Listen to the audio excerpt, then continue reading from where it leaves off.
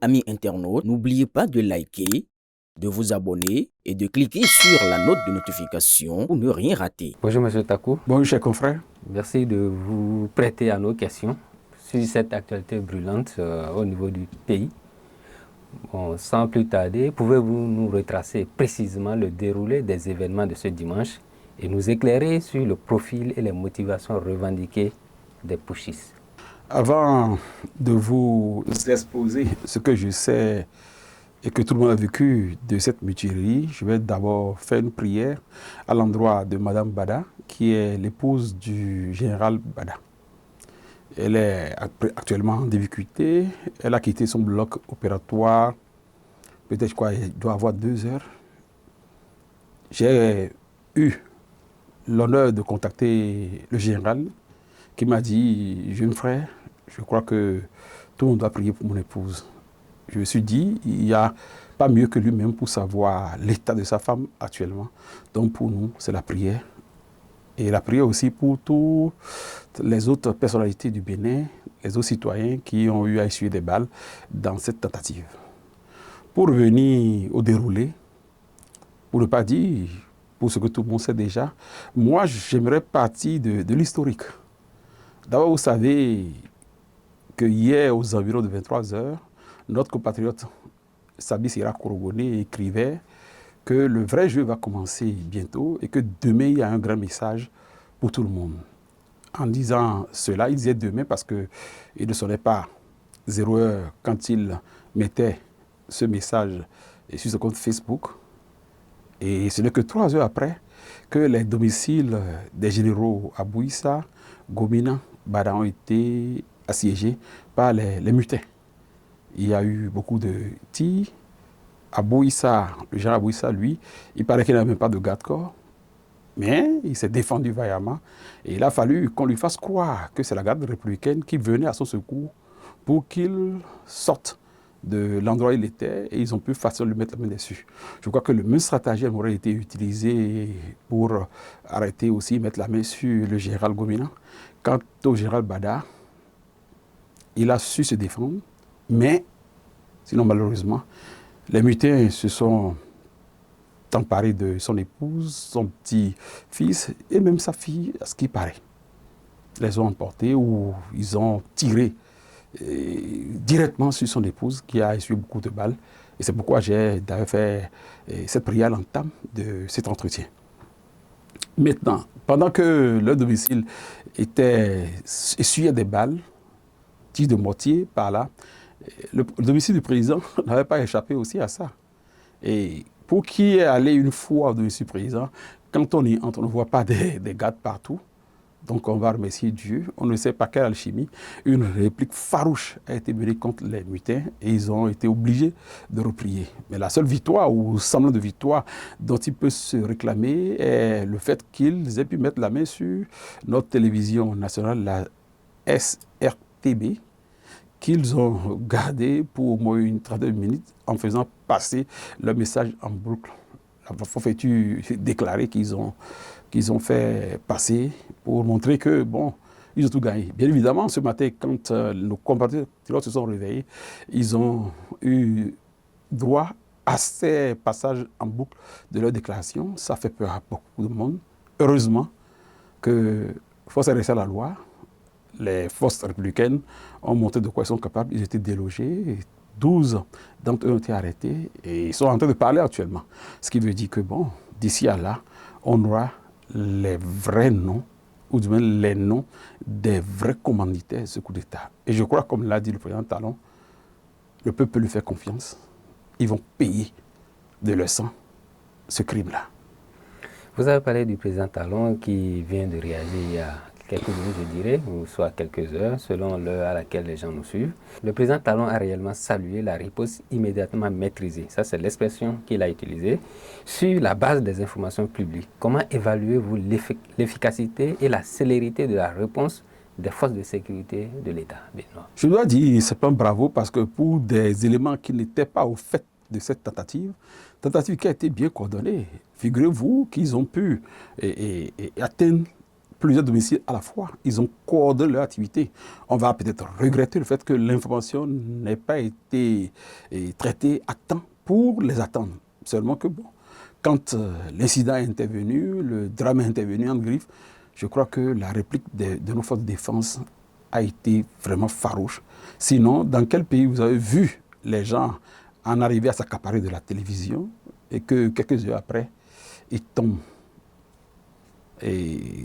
nus, les bras nus, et sous l'escarcelle de nos forces de l'ordre. Parce que, figurez-vous que sur les réseaux sociaux, surtout dans les pays de l'AES, parce qu'ils ont écouté ce message des mutins, ils ont vu que le président Talon, d'aucuns moment écrit qu'il a fui pour une destination française, à savoir l'ambassade de la France près le Bénin, et tout se disait autour.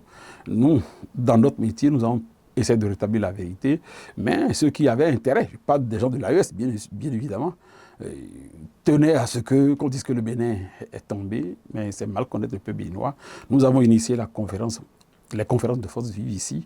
Nous avons initié la démocratie, nous avons toujours réussi. Aujourd'hui, nous avons initié le développement par l'arrivée au pouvoir du président Talon, et je crois que nous tenons bon. Et le Bénin a une âme, comme l'a dit le président. Je ne pense pas que nos divinités, que nous saluons tous les jours, Dieu, dont le nom est cité dans toutes les confessions religieuses, que ce soit des musulmans, chrétiens et autres, je crois que le Bénin a toutes ses chances pour ne jamais tomber dans cette travers-là. Et c'est pourquoi il faut avouer que c'était très facile de les maîtriser. Sinon, pour des gens qui ont préparé le coup, je ne pense pas qu'en moins de quelques minutes, on puisse en arriver à finir avec eux, même s'ils restent gardés par devant eux de certains hauts responsables militaires. Et le président l'a dit, d'ici à là, il faut que ces derniers soient à l'aise, on ne les tuera pas. Le Bénin fera en sorte qu'ils nous reviennent sains et saufs et que les assaillants, les mutins, réellement payent pour ce qu'ils ont fait. Et moi, leur donner le titre de mutin, d'assaillant, je crois que c'est trop dit, c'est quelques délinquants. Je précise bien mon mot. Quelques délinquants en mal de sensation qui n'ont pas de cerveau. Parce que dans la logique militaire, voyez-vous, un militaire blessé ne fait plus l'objet d'une attaque de son autre militaire, même de son adversaire. Quand vous voyez que des militaires ont pu tirer sur des civils, en l'occurrence l'épouse de leur plus gradé, ont tiré sur des enfants. Je dis cela n'a plus qualité d'être militaire. Il faut les appeler par leur nom, c'est de petits délinquants qu'il faut rechercher, punir avec la plus dure des rigueurs. Parce que pour des gens qui n'ont pas regardé, qui sont face d'un civil, en l'occurrence une femme, les femmes que nous célébrons aujourd'hui, ils ont pu tirer sur la femme. On ne sait si elle va vivre ou si elle va nous quitter, et si elle nous quittait. Il faut que l'État aille plus loin pour décourager ces genres de tentatives. Et décourager ces tentatives, c'est aller très loin, rechercher, que ce soit sur le territoire national, que ce soit en dehors du Bénin, toutes les personnes qui se seraient impliquées dans cette affaire. Il faut qu'on montre au monde entier qu'au Bénin, la branche, comme l'a dit le général Patrick Kékou, paix à son âme, ne se cachera pas dans les mains du caméléon. Je crois que le président Talon, c'est le sobriquet de lion qu'on lui connaissait, mais là, il est devenu un caméléon aujourd'hui. Parce qu'il faut l'avouer, ce que les gens ne savent pas, c'est que récemment encore, le président Talon a essuyé une tentative de coup d'État. Des policiers sont en prison aujourd'hui. Poser la question aux magistrats de la Criette, ils vont dire la vérité. Nous avons l'information, mais ce n'était pas la peine de dire parce que l'autorité ne voulait pas qu'on en parle. Donc, en moins d'un mois, c'est la deuxième tentative de renversement de l'ordre constitutionnel. C'est quand même bizarre. Il faut que de vraies sanctions tombent. Ce n'est pas envoyer les gens en prison simplement, non. Il faut les punir. Il faut qu'ils sentent la douleur qu'ils ont infligée aux autres dans le sang pour comprendre que ça se fait. Ce n'est pas bien. On ne va pas en arriver à ce niveau, amorcer un développement, même si ça fait des grincements, parce que les réformes ont cette coutume d'être dures. Personne n'aime les réformes, mais les fruits des réformes satisfont tout le monde pour montrer que c'est la panacée. Donc le président Talon, aujourd'hui, il a fait l'option des réformes, ça nous arrange nous tous. Et il ne faut pas que l'effort qui a été fait depuis une dizaine d'années tombe aussi facilement. Toujours dans le discours du président Patrice Talon, il a parlé d'un petit groupe d'incompétents et a opposé leur acte à l'engagement du peuple béninois. Comment interprétez-vous ce cadrage qui minimise la menace qui a fait peur ce matin les Béninois en valorisant l'unité nationale? D'abord, pour un militaire qui tente une action de ce type et qui échoue, c'est qu'il n'est même plus digne de porter le treillis, encore moins d'être appelé militaire. Donc le président, c'est la justice qu'il a trouvé que c'est de petites personnes, de petites gens. C'est des petits gens qui ne méritent rien, au fait. Sinon, un coup que vous avez planifié sur des jours, des semaines, des mois, et vous l'exécutez aussi petitement. Je crois que le président était dans son registre. Et l'engagement qui s'est donné au profit des populations béninoises, je crois que Dieu aurait été un peu trop dur ou mauvais s'il laissait ces petites gens atteindre leur objectif.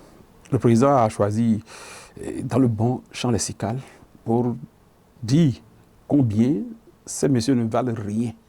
Et ne peuvent même rien valoir devant l'engagement du peuple béninois. Et vous allez le constater, les Béninois, pour qui il disait travail aux sorties, ne le regardaient même pas. C'est toute une honte parce qu'une chose est d'essuyer l'échec de leur tentative, mais l'autre chose, c'est le regard du peuple. Les étudiants sont sortis, ils ont témoigné toute leur attention, tout leur soutien, tout l'engagement au régime en place, au président Talon. Le BR, le parti du ministre d'État Bleu Tchané, a fait une sortie, a salué la détermination de nos forces de défense. Et beaucoup d'autres ont fait ce genre de manifestations à l'endroit de nos militaires et surtout à l'endroit du président de la République parce que c'est lui qui était visé. Ils l'ont raté, ils vont le rater toujours. L'absence totale de soutien populaire est frappante, vous l'avez dit dans l'un de vos textes qu'on peut lire sur la toile. Traduit-elle aujourd'hui, selon vous, une adhésion au pouvoir des populations ou bien une méfiance envers l'armée ou un désintérêt politique? Et cela invalide-t-il l'idée d'une maturité démocratique? Voyez-vous, si cette tentative avait eu lieu au début du quinquennat du président Talon, peut-être auront-ils cette chance d'échouer dans une faveur publique où les gens pourraient les soutenir. Mais 8 ans après ou 7 ans après, les Béninois ont compris qu'il n'y avait pas une autre meilleure option que celle développée, prônée par le président Talon. Une option qui rassure, une option qui nous éloigne de nos travers, des travers qui endiguaient notre potentiel assez au développement économique de notre pays. Aujourd'hui, les données ont changé. Et moi, mais quelque chose m'a étonné. J'avais cru que même sur les réseaux sociaux, les gens allaient dire, bon, bingo, on a libéré le pays du monsieur qui nous fatigue. Mais ça n'a pas été le cas, au contraire. Moi, j'ai été étonné en lisant sur les réseaux sociaux le soutien patriotique. Les gens ne soutenaient pas directement le président, mais ils disaient, on ne va pas atteindre ce niveau pour chuter. Et chuter comment? Chuter par un coup d'État. Donc les Béninois ont changé de mentalité. Aujourd'hui, les Béninois se sont habitués au style de gouvernance qui donne des résultats. J'ai dit, si c'était au début, ça pouvait peut-être susciter un certain engouement populaire, mais aujourd'hui, les données ont changé. Aujourd'hui, plus que jamais, le président Talon est aimé, il est adoubé, et les Béninois vont peut-être se demander, mais qui reste le plus longtemps possible au pouvoir. Parce qu'aujourd'hui, il faut sortir, il faut ouvrir les yeux. D'ailleurs, même les aveugles ont compris qu'aujourd'hui, ça tourne bien, et c'est bon d'être dans une nouvelle dynamique où vous souffrez pour vos enfants, vous souffrez pour vous-même, et il y a une assurance que dans l'efficacité, dans le travail bien fait, dans la chasse aux vilaines habitudes, vous vous approchez du développement, vous vous approchez des standards qui étaient pour nous des rêves. Aujourd'hui, le Bénin est un exemple dans la sous-région et même dans l'Afrique. Alors, qui va laisser cet héritage grillé par de militaires sans cerveau? S'il faut, on peut encore les appeler militaires. Donc, Les Béninois ont changé. Ils ont changé de mentalité. Les Béninois sont aujourd'hui sérieux. Et quand on est sérieux, on ne peut pas gober ce type de pratiques d'un autre âge et qui ne reflètent plus notre niveau de vie aujourd'hui. Au-delà de la gestion de crise, quelles pourraient être les retombées politiques de cet épisode? Est-ce un renforcement de la légitimité du pouvoir ou une exposition de tensions profondes au sein de l'armée ou bien de la société? Vous savez, quand vous vous faites frapper par la rougeole, par exemple maintenant, vous développez une certaine immunité par rapport à ce mal. Ce qu'ils ont fait aujourd'hui, ils ont fait que renforcer le président Talon dans sa conviction, renforcer le président Talon dans sa légitimité. Et je ne suis pas un politologue avéré, je ne suis pas un juriste, encore moins un constitutionnaliste. Sinon que quand il y a ces gens de tentative de renversement de l'ordre constitutionnel, je crois que l'État doit prendre des mesures. C'est-à-dire, on nous met dans un régime où on remet tout à zéro. Et le président en exercice, il reste. J'ai la crise. Parce que quand on voit l'ampleur de cette tentative, des gens qui ont pu prendre en otage nos confrères de l'ORTB, de la SRTB, et qui ont fait ce type de déclaration, qui ont même dit que le président est démis, ils ont réussi leur coup, je crois qu'ils sont allés trop loin.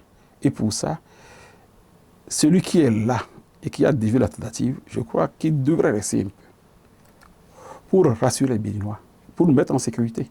Parce que quand on sait que dans 6 mois, le président Talon est appelé à déposer le tablier, dans ces conditions, je dis, moi, et je crois que beaucoup d'autres pensent la même chose, il n'aurait pas été un bon gardien. Il faut qu'il reste le temps qu'il faudra pour rassurer les Béninois. Parce qu'on ne laisse pas une maison dans ces conditions-là. Parce que qui l'eût cru, ça aurait été un autre président, peut-être qu'il aurait pu réussir leur coup facilement. Parce que, vous voyez, dans la sous-région, toutes les fois ils ont tenté, ils ont réussi. Mais le Bénin, comme il l'a dit lui-même, le président, le Bénin a une âme, le Bénin est décidé aujourd'hui, et je crois que le Bénin a toutes les chances aujourd'hui pour étendre le monde. Donc, une petite militaire de ce type n'avait pas de chance, et n'aura pas de chance.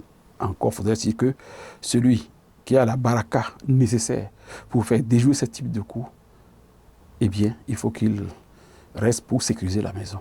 Bon, c'est mon avis personnel. Et je l'ai dit tantôt, je ne suis pas constitutionnaliste, je ne suis pas juriste. Donc, je ne suis que un journaliste qui analyse et qui, du haut de son potentiel en matière d'analyse, estime qu'on ne laisse pas la maison comme ça. Dans un contexte ouest-africain marqué par des pauses, puisque vous avez parlé de l'AES, oui. L'échec rapide au Bénin est-il un signal de stabilité robuste du Bénin ou un avertissement que la fièvre pouchisse peut atteindre n'importe quel pays, même stable, comme le Bénin? Oui, moi je verrais ça d'un autre œil. Je crois que le Bénin vient de montrer que la fièvre pouchisse, les renversements et consorts, on peut bien en arriver à mettre fin à tout ça là. Parce que ça avait réussi au Niger, au Burkina 2 fois, au Mali, mais le Bénin a dit non. On peut en déduire qu'aujourd'hui, si vous avez un régime qui est aimé de ces populations, si vous avez un régime conduit par des hommes de vision, des hommes forts, des hommes qui ont du charisme, eh bien, quelques militaires ne peuvent pas se lever pour dire, bon, ils vont s'amuser à renverser l'ordre constitutionnel. Je crois que c'est un signal fort aux autres pays et par la même occasion, je souhaite que ça sonne. Et l'exigence que les États entretiennent de bonnes relations dans ce sens-là. Voyez-vous, cet échec est le résultat de la formation, de la détermination de nos militaires. S'ils sont en collaboration avec les militaires des autres pays, je crois que cette intention, cette molécule qui nous permet de dire non à ces dérapages, ça va évoluer au niveau de tous les autres pays et on va mettre fin à ces gens de pagaille. Parce que moi j'appelle ça pagaille. C'est vrai que bon, les régimes constitutionnels souvent, ils déraillent un peu, mais qu'on laisse le peuple décider de celui qu'ils ont choisi pour les gouverner. Il ne revient pas à quelques militaires. Attends, c'est nous qui payons les armes qu'ils ont en main, c'est nous qui les nourrissons, nous qui les formons. il ne peut pas à tout bout de champ choisir ces mêmes âmes, cette treillis, pour nous intimider, nous arracher nos droits. Parce qu'au Burkina, est-ce que ce qui a été prôné est vécu là-bas aujourd'hui? C'est la misère totale. Je ne parle pas du Niger. Le Niger, c'est une catastrophe aujourd'hui. Personne ne veut y vivre. Donc, je crois que les Béninois, ils lisent beaucoup, ils voient beaucoup, ils ont compris que ce slogan des militaires, qui ne vivent que pour leur intérêt, ça il faut le remarquer, il faut que ça cesse. Le Bénin a donné le bon exemple. Je crois que comme par la tradition, c'est nous qui avons toujours donné le bon exemple, c'est nous qui innovons. Je crois que derrière cet échec, les autres présidents en exercice vont quand même comprendre que il suffit juste d'être en harmonie avec son peuple. Même si on les soumet à des réformes un peu dures, tant que l'harmonie est, tant que les militaires sont bien formés, tant que les militaires sont patriotes, tant que le régime est dirigé par des hommes de charisme, des hommes de vision, je crois que les tentatives de renversement de l'ordre constitutionnel seront définitivement, feront partie de l'histoire de notre cher continent, l'Afrique. Enfin, une dernière question. Oui. Selon vous, cet événement va-t-il pousser à un renforcement des institutions par le dialogue ou servir de prétexte à un durcissement sécuritaire et une restriction des libertés civiles? Bon, en temps normal, le dialogue, il est toujours là. Quel dialogue, à quel dialogue on va inviter qui aujourd'hui? Quand il y a tentative de coup d'État, je crois que dans les pays sérieux, il n'y a pas de dialogue. Il y a à renforcer l'institution qu'est la présidence de la République. Il y a à renforcer l'institution qu'est l'Assemblée, l'institution judiciaire. Aujourd'hui, le ton doit être dur, ferme. Et moi, si j'avais un conseil à donner au président de la République, c'est qu'il devienne, que son cœur, il le change, et qu'il mette un pavé à la place de son cœur, qu'il soit dur, pour que cette chance que Dieu nous a donnée aujourd'hui d'échapper à ce regressement évident, que ça se rentre maintenant dans notre quotidien au Bénin et que cela rejaillisse sur les autres nations. Il faut qu'il soit très dur maintenant. Je dis bien très dur.